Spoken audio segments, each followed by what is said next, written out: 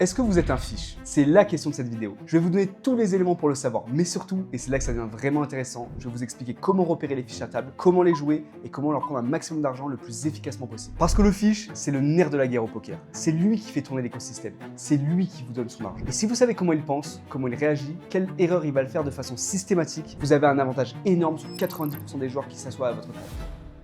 Bonjour à tous, pour ceux qui ne me connaissent pas, je m'appelle Léo Lombardozzi alias Sia 2 Écoles. J'ai joué des millions de mains en ligne comme en réel contre tout type de profil. Et ce que je peux vous dire, c'est que les fiches se ressemblent. Ils ont des patterns, des comportements prévisibles. Et aujourd'hui, je vais vous partager toutes les clés pour mieux les appréhender et gagner le plus au table. Mais avant tout, la première chose à comprendre, c'est quoi exactement un fiche? Le fiche, c'est un joueur récréatif. Il est là pour s'amuser. Il fait des erreurs énormes, il ne travaille pas son jeu et n'a aucune envie de le faire. C'est souvent un joueur très occasionnel. Mais il existe aussi ce qu'on appelle des reg fiches, c'est-à-dire des joueurs récréatifs qui jouent de façon plus régulière. Mais ça reste des fiches, fondamentalement. Le reg fiche sera facile à battre, mais sera toujours moins intéressant qu'un vrai fiche, car le vrai fiche connaît à peine les règles et a très peu de notions stratégiques. Maintenant, il faut comprendre pourquoi bien jouer contre les fiches, c'est une compétence à part entière. Je vois énormément de joueurs réguliers très bons techniquement, qui maîtrisent très bien la théorie, qui jouent parfaitement contre les autres réguliers et qui se plantent complètement contre les fiches. Parce qu'ils appliquent un jeu optimal, contre quelqu'un qui fait n'importe quoi. Et contre quelqu'un qui fait n'importe quoi, l'optimal ne sert à rien. Ce qui compte, c'est de lui prendre un maximum d'argent le plus rapidement possible, avec tous les moyens disponibles. Le fiche, c'est votre source de revenus la plus directe. Apprenez à le jouer et vous gagnerez bien plus d'argent que des joueurs qui sont techniquement bien meilleurs que vous. Premier comportement caractéristique du fiche, il est passif avant le flop.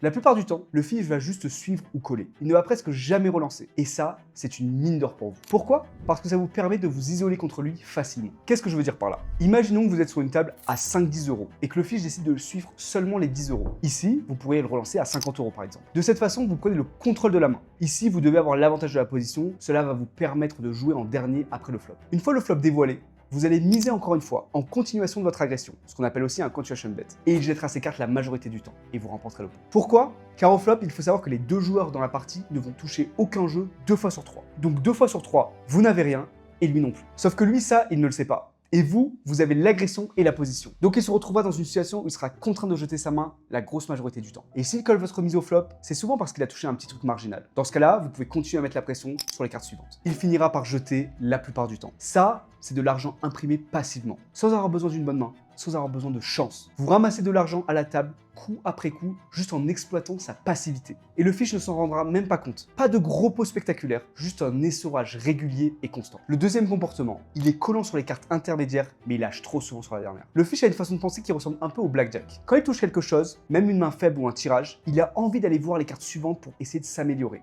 Il espère. Il tire, il colle le flop, il colle la turn, et à la river, il n'a presque jamais amélioré. Parce que les probabilités ne sont pas avec lui. C'est exactement comme un joueur de blackjack qui a un 13 contre une petite carte du croupier. La bonne décision ici serait de rester. Mais lui, il veut tirer. Il espère tomber sur un 8 pour faire un 21.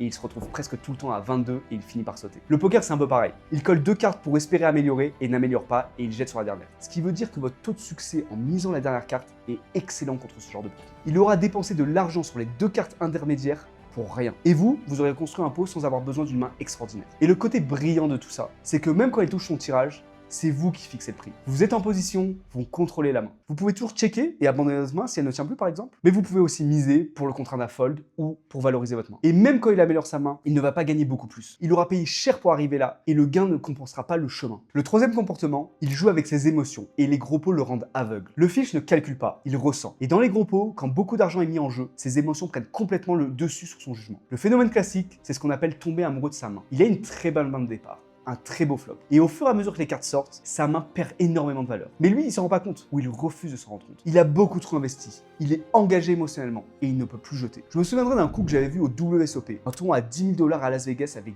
10 millions à gagner. Un homme d'affaires à ma table flop un full house sur un tableau As-As-6 avec une paire de 6 en main. La turn amène un troisième As. À ce moment-là, son full est tué. Et la river complète avec un quatrième As. Donc il y a un carré d'As sur le flop. Il passe de full house à hauteur 6. Sa main ne vaut strictement plus rien. Et pourtant, il a payé la dernière mise. Parce qu'il était frustré. Parce qu'il était si bien en flop qu'il ne pouvait accepter la réalité. C'est un exemple très extrême. Un tableau avec 4 As, ça n'arrive pas souvent. Mais c'est exactement le même mécanisme qui se produira tout le temps, à des niveaux moins dramatiques. Le fiche a une belle main, les cartes l'écrasent, mais il continue quand même. Et votre boulot pour ramasser l'argent, c'est de reconnaître ces moments et d'en profiter. Quatrième comportement, il joue trop de mains.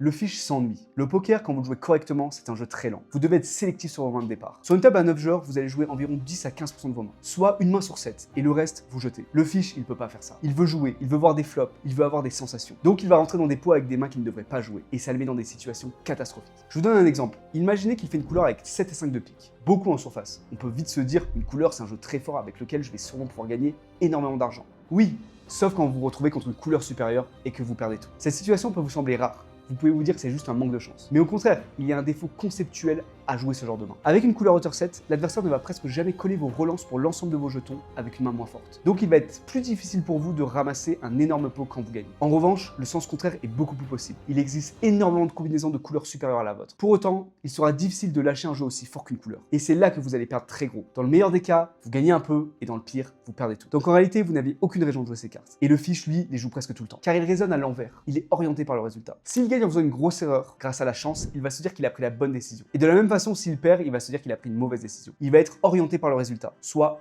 résultat oriented. Si par exemple il a une paire de 3 en main et qu'il décide de ne pas engager d'argent pour aller voir les cartes communes, et que là, un 3 sort sur le flop, il va être énervé d'avoir manqué son brelan et va avoir tout l'argent potentiel qu'il aurait pu gagner sans voler. Il va se dire merde, j'aurais dû suivre. Mais ici la décision de jeter était correcte, le résultat n'a rien à voir avec la qualité de la décision. Mais lui, il ne voit pas ça, il voit juste qu'il aurait gagné et ça le pousse encore plus à jouer des mains larges la prochaine fois et donc à perdre un maximum. Le cinquième comportement, il n'a aucune gestion de bankroll.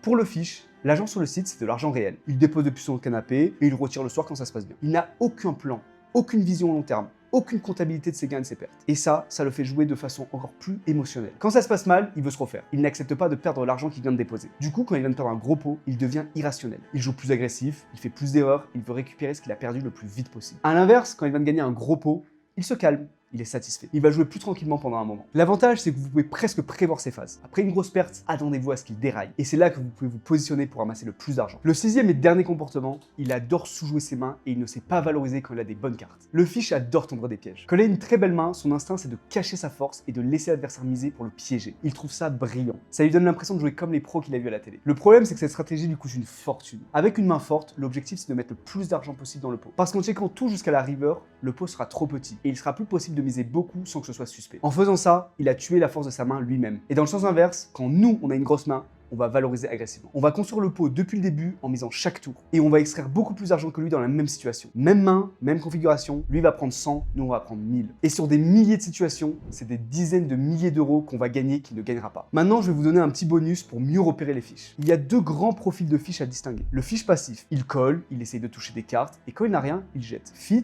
or fold, simple, prévisible, facile à jouer. Il bluffe très peu. Donc quand il met de l'argent dans le pot avec enthousiasme, c'est qu'il a une grosse main. Lui, c'est un peu comme un seau en plastique avec une petite fente. Il se vide lentement, doucement, mais il se vide. Tout le monde à table récupère un peu et mange sur ses pertes. Ensuite, il y a le fiche agressif. Lui, il relance partout, il bluffe énormément, il est imprévisible. C'est beaucoup plus de variance. Il va gagner des pots, il va doubler, il va tripler, et à un moment donné, il va exploser d'un coup. C'est le même seau en plastique, mais au lieu d'avoir une petite fente, il y a carrément une bombe à l'intérieur. À n'importe quel moment, ça peut péter. Vous ne savez pas quand, vous ne savez pas contre qui. Parfois, c'est même pas vous qui allez ramasser, mais vous savez que ça va péter à un moment donné et que quelqu'un va tout lui prendre. Personnellement, je préfère le fiche agressif. Il perd beaucoup plus vite et donne beaucoup plus d'argent d'un coup. Mais les deux fiches sont très rentables si vous savez les jouer. Une autre précision importante sur les fiches américains. Les fiches américains ont une particularité. Ils bluffent très peu avec des mains vides. Aux États-Unis, le bluff c'est du mensonge. Et le mensonge, c'est mal. Quand un fiche américain bluffe, il bluffe souvent avec une paire intermédiaire, une deuxième paire, une main qui a encore un peu de valeur. Il ne bluffe jamais avec rien. Ça n'a aucun sens stratégiquement, mais c'est culturel. Et vous pouvez en profiter. Vous savez que quand un américain bluffe, il aura quand même quelque chose en main. Et qu'il sera très fier de vous le montrer une fois que vous l'aurez attrapé. Bon,